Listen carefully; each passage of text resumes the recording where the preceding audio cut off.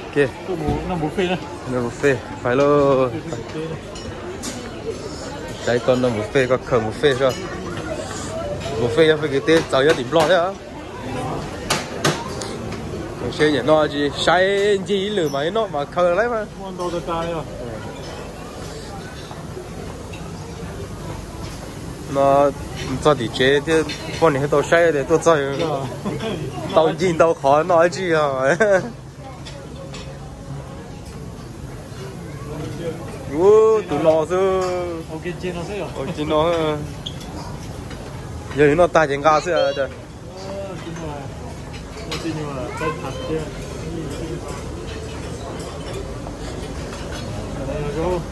你用的？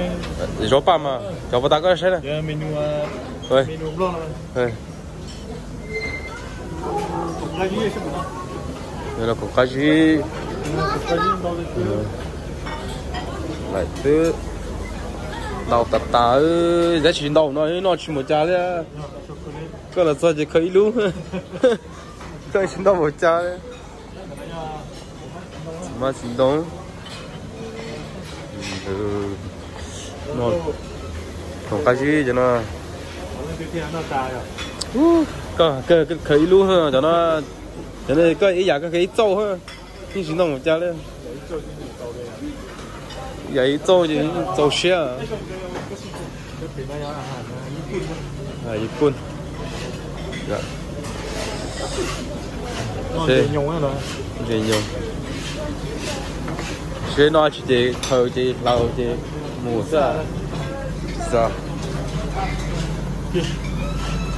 ไปมาปัดตะก็จะเข้าตะก็ใช่ดอกใช่ไปจีไป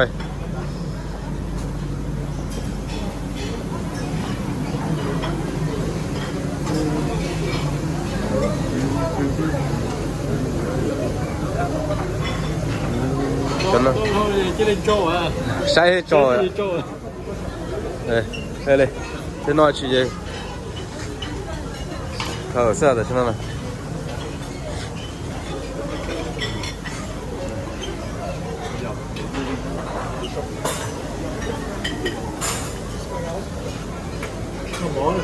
倒毛，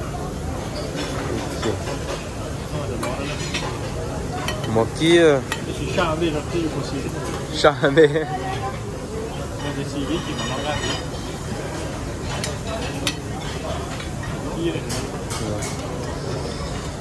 OK。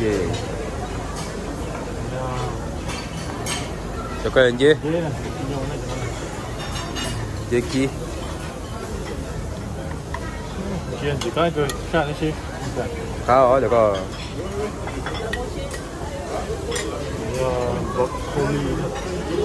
Rau. Kia này. Kia. Cẩu kia. Muốn chế mua tỏi, mua cái xôi giá nữa.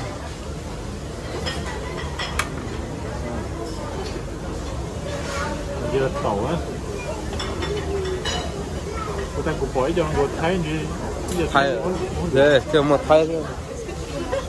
Cho như là rồi để nâng đây.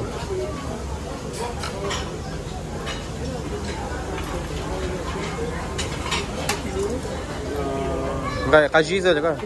Sẽ có bao nhiêu cái gì? Có cái gì rồi con? Con cái bò là hà la, cái nhiều à, bự. Say đây. Vậy đây. Cái ò. Rồi cái gì? Củ lê cái lục xin. Rồi. Cái bây giờ thao về giá trị à, thao về theo cái gì theo cho sao? Có đá ya, đá bùa này. Sai khó.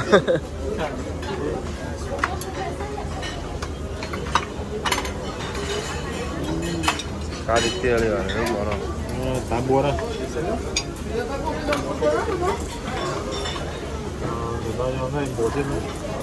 Jambon, cái jambon phải bò, cái cá tơ cung trì, cái cá này, Cái củ á? Đó là cá. Nó nghe cái à? Đến cho cấp phụ. Gigo ya chưa? Cũng chưa. Đó mình hết điểm của củ chưa? Như vậy coi phụ chứ. Đây là nhung một chuyện à? Xé lỡ.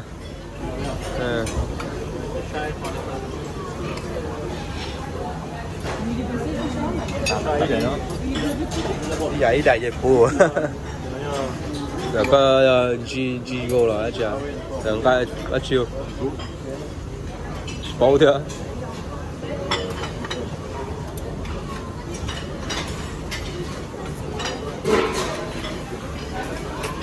Mình mà trông thì tiêu mình Ok, ít kia à? ở tại là lên phải luôn.